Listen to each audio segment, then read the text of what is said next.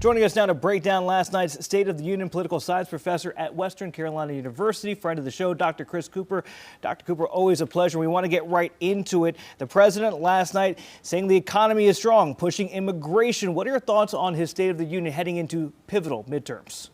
I mean, I don't think there's anything that's going to be a game changer there, right? I mean, he sort of started off with things nobody would disagree with, kind of like the hockey team, right? That went pretty well for us with that gold medal. From that point on, he sort of pivoted at some point to just saying, hey, look, the world's better than it was when I took over, right? So to sort of this retrospective look back and saying that, the world's better, our country's better, our economy's better. Then it went to sort of about 30 minutes of grievance politics, right? Where he talked about the Democrats, how much he didn't like them. And then he kind of finished up with a lot of that awards that, again, I think got a lot of bipartisan support. Of course, those of us here in the Charlotte area, since last August, we talk about the heinous murder of Irina Zarutska. Yeah. Her mother was there as a special guest. Anytime you have these personal stories when a guest has been invited to a State of the Union address, Purple Hearts were given. Those moments, what do those do? Does that sort of humanize a political, an almost 2-hour political speech? Do those moments help something like last night? Yeah, those moments absolutely help. I mean, this really started with Ronald Reagan, right? Ronald Reagan was the first to say, hey, let's kind of use the audience, right? Let's call people out. Let's make this more of a show. Ronald Reagan, of course, was a genius with television. And who else is a genius with television? That's Donald Trump. And so he was able to do that. I think the other thing he was able to do visually that worked really well, he would sort of make statements that are difficult to disagree with, look to see if the Democrats would rise. And when they wouldn't, he would mock the Democrats. So again, this is a made-for-TV moment, and that piece of it, I think Donald Trump does very, very well. Dr. Cooper, if you're watching this last night and you're on the Democratic side, the Republican side, and you're up for re-election come these midterms, how are you feeling on either side of whether or not you have a win going into these midterms? I don't think last night was a big win for either party, right? I mean, I think people are going to enter and exit with their partisan loyalties already kind of fully in place, right? And so Donald Trump tried to make the argument the economy was really good. Clearly, the Democrats are going to say, hey, things are a little bit different than that. I think it's sort of a tale of two worlds, and they can both be true at the same time, right? I'm not even saying some of the facts that he gave were wrong, but the Democrats are going to point out their own facts. I don't think this was a game changer of a speech, but to be fair to President Trump, most State of the Union addresses are not game changers.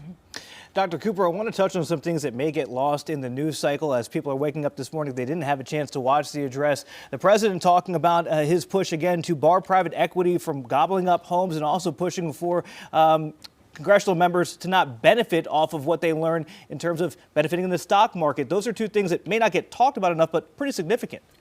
Absolutely. And bipartisan support, right? We saw Elizabeth Warren stand up and say, yeah, Donald Trump, I'm with you on this one. You don't see that very often in American politics. I think those were two absolutely notable moments. And in a time in American politics where it's hard to find policies where the two parties agree, I think this banning insider stock trading by members of Congress may be a rare exception to that rule. What I hope is that Congress then moves to pass that quickly, because Democrats, Republicans, everybody seems to be on board. If you're in Congress, you shouldn't benefit by that information you're getting to benefit yourself financially. Chris, I want to ask you a what-if question. This came up before we went on air this morning, talking with some of our producers. One of our producers said, what if the president, I'm not saying President Trump lied or any previous president has lied at a State of the Union address, but what if the president was 100% transparent about where we are? Maybe the economy is not as good as where we want to be. Maybe the borders are not as safe as we want.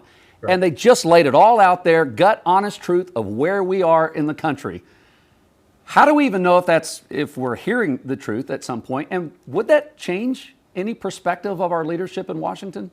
I think it might change things, right? I think as usual, y'all's producers are smart folks. I mean, but that's also a world we don't live in, right? We saw Donald Trump say many things that are just not true, right? One, he said there have been 0 illegal immigrants that have come to the United States since he's been president. I don't think anybody believes that's true, right? There's not one person who has crossed that border.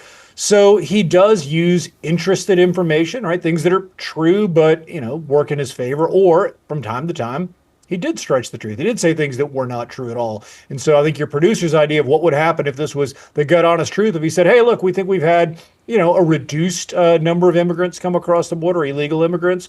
but it's nowhere near zero. I don't know. I tend to think people might actually respect that a little more, but that is certainly not the tact he took last night.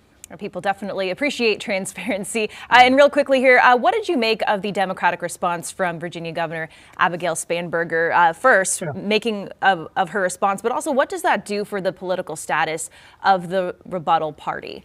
Sure. I mean, look, tonally, right, just the rhetoric was very, very different. I mean, you saw Donald Trump just, making fun of Democrats, right? Arguing against Democrats, insulting them. You didn't see as much of that from Spanberger, just a very different kind of pitch. But I think what it says for Spanberger herself is that she's a rising star of the Democratic Party, or at least the Democratic Party thinks she's a rising star. And so they gave her this seat. Look, at the time, not a lot of folks are watching that. It was a pretty long speech. It was up pretty late for me, as you can probably tell from the bags under my eyes today.